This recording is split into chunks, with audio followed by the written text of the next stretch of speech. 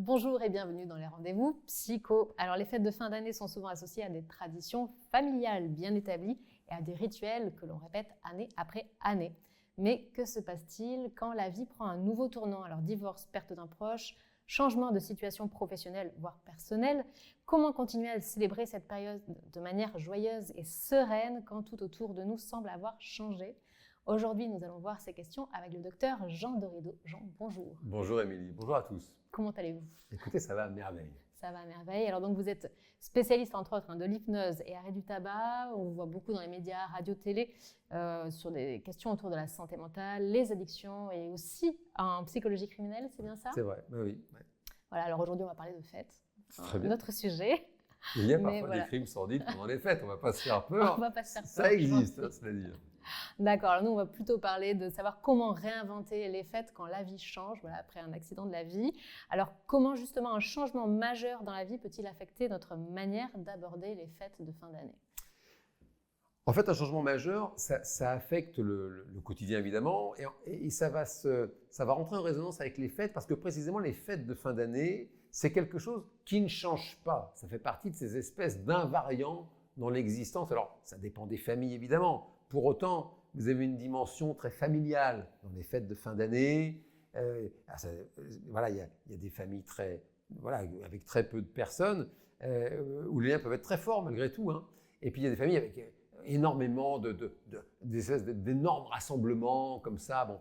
Et donc, si vous voulez, c'est un invariant. Et donc, bien sûr qu'un changement majeur va venir, si vous voulez, activer dans le cerveau de la personne concernée eh bien, toutes ces différences par contraste avec les fêtes précédentes. Et c'est vrai que c'est quelque chose qui peut devenir assez perturbant. Ouais. Et quels sont justement les défis émotionnels les plus fréquents pour ceux qui vivent ces changements importants pendant les fêtes, que ce soit un divorce, la perte d'un proche? Mais en fait, le défi, c'est précisément, si c'est un divorce, la perte d'un proche, le défi, ça va être l'absence. La personne peut être, pendant de nombreuses années, peut-être même toute sa vie, elle a fait les fêtes de fin d'année avec peut-être ses parents, ses grands-parents, son compagnon, sa compagne, et donc là, il y a une absence. Une perte de repère, en fait, ça peut paraître... Ben oui, et puis c'est évidemment que ça va venir créer peut-être du chagrin, de la nostalgie, voilà, la personne va... Et donc ça peut, oui, avoir quelque chose d'émotionnellement, effectivement, douloureux, quoi, ça n'est plus comme avant, et du coup, oui, le sentiment dominant, même quand il n'y a pas de changement majeur du reste, hein, si vous prenez une fête comme Noël, par exemple, il y a beaucoup de personnes, c'est pas si rare, qui n'aiment pas Noël, précisément parce que ça les renvoie au passé, et comme par définition le passé, il est différent du présent, et donc si vous voulez, pour prendre deux positions un peu caricaturales et en même temps tellement réelles, vous avez ces personnes qui vivaient des Noëls très heureux quand elles étaient enfants, et donc à l'âge adulte, ça n'est plus aussi heureux. Il n'y a plus cette magie, il n'y a plus cet émerveillement que seuls, justement, les enfants connaissent les enfants. Voyez. Et donc, la personne, ça lui fait un peu de chagrin, un peu de nostalgie. À l'inverse, vous avez aussi ces personnes, hélas, ce n'est pas si rare, qui vivaient des Noëls très douloureux enfants parce que maltraitance, parce que vraiment des contextes très violent, très dur. Et du coup, les souvenirs s'invitent. Et du coup, voilà, le souvenir, il fait, voilà, c'est exactement ça, il fait intrusion, si vous voulez. Et puis, peut-être sur une note positive aussi, il y a des personnes résilientes. J'en ai connu dans mon fauteuil, qui justement avaient vécu des enfances extrêmement douloureuses, très maltraitantes, et pour qui c'est le bonheur. Justement, j'ai une personne en mémoire en particulier, parce que c'était son bonheur.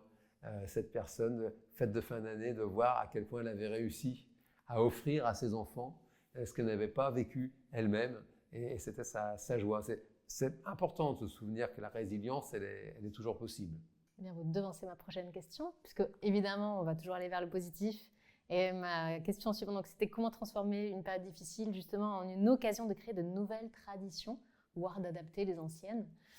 Mais alors comment, je vous avais dit le mot magique, ma chère Émilie, c'est justement adapter, si vous voulez. C'est ça. C'est pour ça que l'on pousse la porte d'un professionnel de la santé mentale, voilà, pour englober les psychologues, les psychothérapeutes, les hypnothérapeutes. Si vous voulez, c'est que le problème arrive quand la personne ne parvient pas à s'adapter à la nouvelle situation. Et c'est dit sans aucun jugement, nous sommes tous pareils. C'est difficile de s'adapter. Vous avez très aimablement rappelé mon travail sur les addictions. Un fumeur, une fumeuse qui arrête de fumer, ça peut, quand on s'y prend pas comme il faut, ça peut être très difficile de s'adapter. Quelqu'un qui n'a jamais fumé de sa vie ne comprend pas, attends, c'est un petit rouleau de papier, c'est rien. Non, parce que la vie entière, on ne se rend pas compte, la vie entière du fumeur, tourne autour de... Et donc, si vous voulez, là on parle d'un produit, vous voyez, d'un petit rouleau de papier. Alors évidemment, quand c'est un cousin, une cousine, un parent, une épouse, un époux qui n'est plus là, ou peut-être qui est malade, qui est diminué, c'est un bouleversement, une déflagration, et en même temps, vous avez raison de le rappeler, ça vient chercher la personne dans sa créativité, dans sa capacité à s'adapter. Et si bien sûr, on met à part les situations trop graves, trop dramatiques, oui, il y a toujours un moyen de réussir à faire avec. Je pense, c'est vrai que c'est douloureux, ça fait partie de la vie, ces personnes qui sont malades pendant les fêtes, et en même c'est très spécial, bien sûr, et en même temps, parfois on est heureux de faire, oui, un Noël ou une autre fête à l'hôpital, et tout le monde se rejoint parce qu'on est heureux d'être ensemble, quoi. Donc, bien sûr que c'est éprouvant, et en même temps, chacun y met du sien. C'est pas de faire comme si c'était comme d'habitude, justement. Sans doute, c'est pas une bonne idée. Ouais. C'est important d'accepter et en même temps de faire avec. De faire avec ou de faire sans. Et puis de faire à votre façon. Et puis si c'est trop douloureux, peut-être de ne pas faire ou de faire très très différemment, parce que c'est important, comme toujours, de vous respecter. À l'impossible, nul n'est tenu. C'est important de s'en souvenir. Ouais. Et justement, j'allais vous demander si vous aviez quelques conseils de stratégie à adopter pour trouver un équilibre entre cette nostalgie, donc de l'image de Noël comme on peut l'avoir en fait, et l'envie d'aller de l'avant avec des festivités nouvelles, un autre format, comment on peut appréhender la chose en fait. Est-ce qu'il y a un petit conseil Alors le petit conseil, je dirais comme toujours, c'est d'abord de prendre le temps. Alors, c'est de la psychologie. Voilà, pour cette année, du coup, on est hors délai, c'est ça? Pas forcément, parce que prendre du temps, ça peut être... Vous savez, regardez une séance de psychothérapie, selon les professionnels, ça va durer quoi? Si on fait une fourchette très large, peut-être entre 3/4 d'heure et 1h30, si vous voulez, pour espèce de faire une moyenne. C'est du temps, ça. Donc, c'est pas, vous voyez, c'est pas des semaines, c'est pas des mois. Simplement, même seul, déjà d'accorder du temps pour vous introspecter et pour justement vous autoriser à vous mettre à l'écoute de qu'est-ce qui est vraiment important pour vous. Et puis cette nostalgie, c'est la nostalgie de quoi finalement? Et en allant chercher à l'intérieur, c'est toujours pareil, le monde extérieur, le monde intérieur, la solution n'est pas à l'extérieur. À l'extérieur, c'est les contraintes, les contingences, les normes sociales, les normes familiales, les obligations de quelques... Il faut rentrer dans le moule de... Voilà, c'est fait pour ça en même temps, l'extérieur. Bon, très bien. Là, c'est justement de prendre le temps. L'extérieur ne va pas bouger. Ça, si ça bougeait, ça se saurait. Donc, il ne bougera pas. De toute façon, quand vous reviendrez, l'extérieur sera toujours là. C'est voir le rôle qu'on veut avoir, nous, par rapport à effectivement, de commencer par vous introspecter, vous. Qu'est-ce qui est important pour vous? Je vous entends parler de rôle. Est-ce que justement, vous êtes pleinement OK avec ce rôle-là? Regardez, même des questions, qui reçoit les fêtes de fin d'année. Alors, qui reçoit cette année? Il y a un film comme ça, il y a La Bûche de Thompson. Je mange son prénom, la fille de Gérard Houry. Daniel, je crois, Daniel Thompson. Je crois, la fille de Gérard Houry, qui a fait La Bûche. Et on voit, c'est sensationnel, on voit ces trois filles, 3 sœurs. Il y a un garçon, c'est leur demi-frère, elles ne savent pas, un garçon caché comme ça, d'une relation clandestine, jadis. Bon bref, Et on voit tout ça. Alors, franchement, la petite psychothérapie. Et voilà, si vous aimez le cinéma, je fais, elle n'a pas besoin de moi pour faire de la pub, Madame Thompson, simplement. Ouais, la bûche. Et vous allez voir tout ce jeu des normes sociales, des normes familiales. La moindre décision, tout d'un coup, peut déclencher. Et ça passe par un décès. Vous voyez, le film commence comme ça. Pardon, je ne vais pas vous embêter avec ce film, mais il est assez sensationnel. Il repasse tous les ans à la télévision. C'est le compagnon. Donc, il y a 3 filles, Charlotte Gainsbourg, Emmanuelle Béard et Sabine Azéma, sensationnelle, qui chante. Elles sont 3 sœurs. Bon. Et donc, elles sont un papa et une maman. Et donc, en fait, c'est le compagnon de leur mère, parce que les parents sont séparés, qui meurt. Et le film, il commence comme ça. Voilà, il commence avec les funérailles de ce monsieur. Et justement, et c'est l'histoire du film, quoi. C'est comment est-ce que ce décès vient bouleverser finalement. Et c'est sensationnel. Et oui, ça peut être... si vous n'aimez pas le film, il ne faut pas vous le mettre au chausse-pied. Mais enfin, franchement, c'est dur de ne pas l'aimer. Et ça peut être très inspirant, vous voyez, pour vous autoriser à être tel que vous êtes et à vous réinventer durant ces fêtes de fin d'année. Regardez la bûche. Ok. Moi, c'est très bon. Regardez la bûche. Vous pouvez en manger et regardez, si vous l'avez déjà vu, regardez-le. Merci Jean.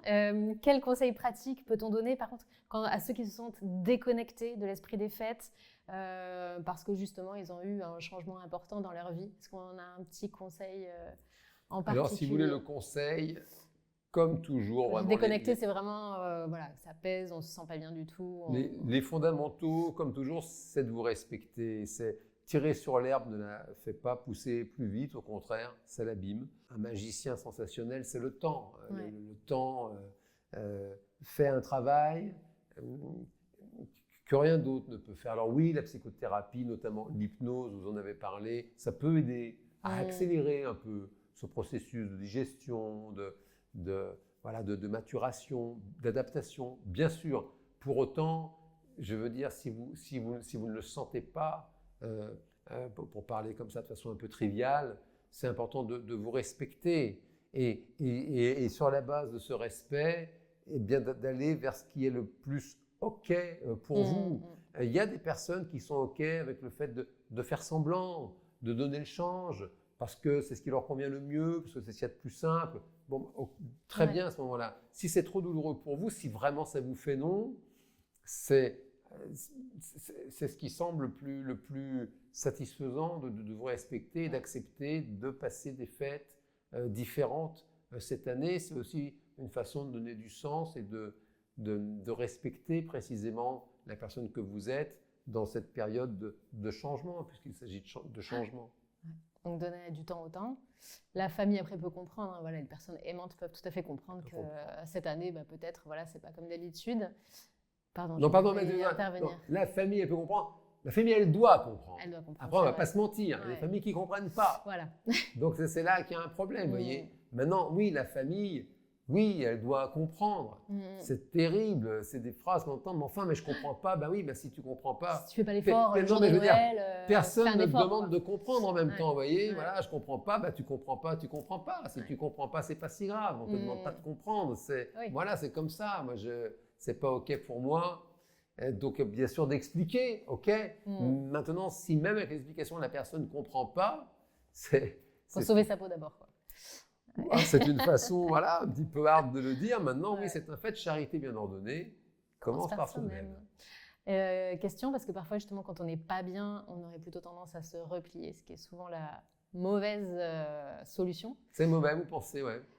Ça dépend. C'est-à-dire que peut-être qu'à un moment de fête, est-ce qu'après, on va pas... Alors, c'est pas une sorte de regretter, mais est-ce que vraiment ça fait du bien ce jour-là d'être seul sous la couette, ou est-ce que ça fera du bien et puis demain on est reparti c'est une vraie question. Et c'est pas grave. Ouais, c'était une vraie question. Ça, vraiment, non, mais c'était... Vous me faites bosser, là, ma chère Émilie. C'est vrai que si on n'est pas bien, quand on n'est pas bien, je pense que le premier réflexe qu'on a, c'est de s'isoler, de rester chez soi. Mais est-ce que c'est vraiment la bonne solution? Écoutez, alors on ne se fait pas violence. On ne se fait pas de mal. Oui, parce que c'est pas une pirouette. Hein. J'aime c'est très séduisant l'idée de solution universelle. Et c'est un fait. Nous sommes quand même tous les mêmes. 2 bras, 2 jambes, 23 paires de chromosomes par cellule. Donc évidemment, il suffit de relire la littérature, les vieux philosophes de l'Antiquité, la mythologie. Évidemment, pas besoin d'être ceinture noire de psychologie pour voir, pour comprendre à quel point les tourments d'humanité sont les mêmes depuis toujours. Ça c'est sûr. Et donc, bien sûr que c'est séduisant, et ça existe, des solutions qui sont universelles. Pour autant, là, sur cette question de alors qu'est-ce qui est bon, qu'est-ce qui n'est pas bon, une personne n'est pas bien pendant les fêtes, elle a vécu quelque chose de douloureux, alors est-ce qu'il faut aller vers les autres ou... Et alors, c'est pas une pirouette, je vous assure. J'avais appris ça dans un de mes stages. C'est l'idée de... quelqu'un m'avait dit ça pour distinguer une grande vérité d'une petite vérité. Et c'est intéressant, la personne me dit, écoute, en fait, les petites vérités, le contraire, c'est faux.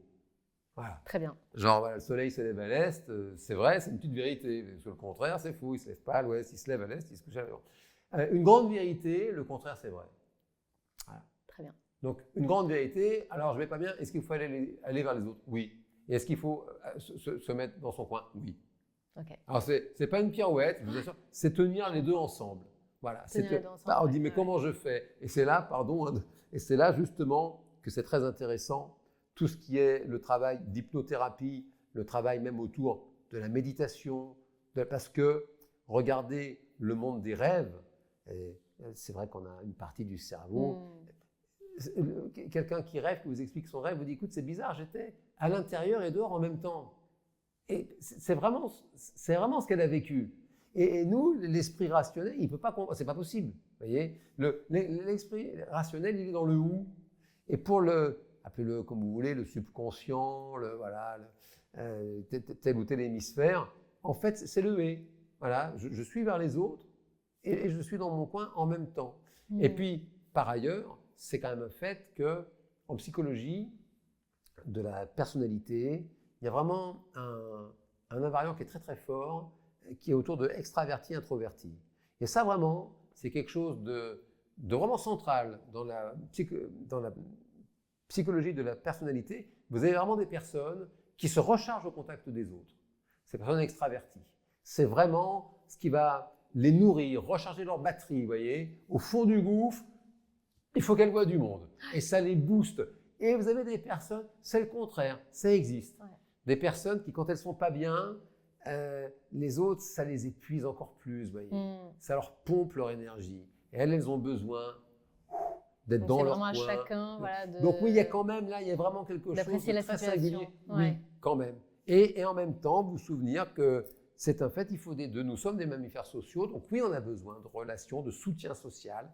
Et puis en même temps, vous avez parlé de tristesse. C'est vrai que le mouvement, il y a 6 émotions de base, colère, joie, surprise, dégoût, tristesse et peur. Et dans ces 6 émotions de base universelles, hein, même chez les autres mammifères, hein, que l'Homo sapiens, donc c'est toujours un mouvement. Hein, la peur, ça va vers l'extérieur pour fuir. La colère, ça va dans la bagarre. Bon, la joie, ouais, elle explose de joie, elle embrasse tout le monde, elle est contente. Bon. La tristesse, c'est vraiment ce mouvement que vous décrivez de repli sur soi. C'est quelque chose qui va vers l'intérieur de soi. La personne s'isole pour vivre son chagrin et oui, peut-être pour digérer cette épreuve douloureuse. Ok. Et donc, si on en ressent le besoin, on le fait. Peut-être essayer de mettre à profit ce temps-là pour prendre soin de soi, ce jour-là. Voilà. Oui, c'est compliqué. Si on peut le faire. Hein, oui, c'est ça. Quelqu'un qui n'est pas bien, qui déprime, la personne est un peu gouarien. C'est délicat. Bien sûr, on a envie de dire faites-vous plaisir, voilà, offrez-vous quelque chose de bien, un bon moment, quelque chose que vous aimez maintenant. Parfois, on ne peut pas l'entendre. C'est ça. Quand on n'a pas le goût, on n'a pas le goût. Donc, c'est encore une fois de vous respecter, de ne pas vous imposer, que ce ne soit pas la double peine, quoi. De ne pas aller rajouter encore de la douleur à la douleur, quoi. Ok. Et puis en espérant que les jours meilleurs arrivent. Toujours. Exactement. Et de se souvenir qu'on ne peut pas l'entendre quand ça va mal. Maintenant, de se souvenir que oui, les jours meilleurs reviendront. Bien sûr, le printemps refleurit toujours. Même une personne qui n'y croit pas, qui se dit que c'est impossible, évidemment que le printemps refleurit. Maintenant, c'est vrai qu'on ne peut pas l'envisager Il y a un Ouais, temps c'est pour ça. tout. Voilà, encore une fois, c'est pas tirer sur l'herbe qui la fait pousser plus vite. Il y a des étapes par lesquelles Il il faut faut passer passer. nécessairement. Ouais, Ouais, ouais. ouais. Voilà, et pas oublier qu'après, voilà. Même si c'est différent, ben voilà, ce sera toujours notre format de Noël, autre chose, mais mieux que. Puis l'occasion de se souvenir aussi, Oui, de aussi. garder vivant vraiment voilà, tout ce que vous avez vécu. Ouais. Ben, merci beaucoup, Jean. Donc, il faut se rappeler donc, de se respecter. Je crois que c'est le mot Voilà, c'est la d'ordre, base. la Ouais. base. Et c'est pas si facile, Bien surtout sûr. en période de fête. Oui, où on est tourné davantage vers les autres, donc penser à soi, ça peut ça peut nous faire culpabiliser, alors que, ouais. Alors qu'il ne faut pas. Et donc les changements, bien que déstabilisants, bah, ça peut aussi nous offrir de nouvelles opportunités, donc pour l'avenir bien sûr, et être peut-être plus en phase justement avec la nouvelle personne qu'on deviendra. C'est ça. Et C'est exactement ça. Oui, vraiment, je bois vos paroles. C'est une excellente synthèse, ma chère Émilie. ça vous va? Voilà. Et puis, oui, que dire d'autre que bah, les prochaines fêtes seront peut-être même meilleures que celles qu'on a connues. Il ne faut pas désespérer. Et puis, Oui. meilleures ou différentes dans tous les cas. Oui, Il n'y a pas de formule. c'est la formule de magique. l'instant présent. Ouais. Voilà, c'est vraiment vous connecter à l'instant présent et de séparer le bon grain de l'ivraie. Ouais. Voilà, d'aller effectivement respecter la personne que vous êtes, prendre soin de la personne que vous êtes et accueillir ce qui se présente, le meilleur s'il y en a, comme le pire quand hélas il y en a. Ouais. Et c'est moins traditionnel que d'habitude, bah, c'est pas grave, on cueille ce qu'il y a de nouveau et on apprécie le moment présent. Et bien sûr, donc il ne faut pas hésiter, si on se sent vraiment pas bien en ces fêtes, on sait que ça peut être parfois très douloureux, il ne faut pas hésiter à en parler pendant les fêtes ou après, voilà. Mais à se rapprocher d'un professionnel de santé, où Jean peut vous consulter, que ce soit en face à face dans ce cabinet où nous enregistrons, ou encore même à distance, donc où que vous soyez, en visio. Vous faites ça très régulièrement. Maintenant, c'est vrai que c'est un usage qui, Ah oui, la qui visio, est devenu oui. très Ah courant. oui, c'est rentré depuis la crise Sanitaire, sanitaire inouïe du exactement. Covid, c'est vraiment rentré dans les mœurs. Ouais. Donc il ne faut pas hésiter, c'est très pratique. Et on fait ouais. du bon travail. Oui, c'est ça. Oui, Voilà. oui, franchement, c'est du bon travail et c'est confirmé aujourd'hui par de nombreuses études scientifiques. C'est un fait qu'on fait du bon travail, même à distance. Bien sûr. Puis ça facilite peut-être aussi parfois les démarches quand on n'ose pas trop pousser à la porte d'un cabinet. Donc il ne faut vraiment pas hésiter. Et justement, on mettra toutes les informations pour rejoindre Jean dans le descriptif de cette vidéo. Un grand merci, Jean. Merci, Émilie. Voilà, et on vous souhaite le meilleur pour les fêtes de fin d'année. Voilà. Et on se dit à très bientôt, peut-être pour un prochain sujet. Avec plaisir, à bientôt. À très bientôt.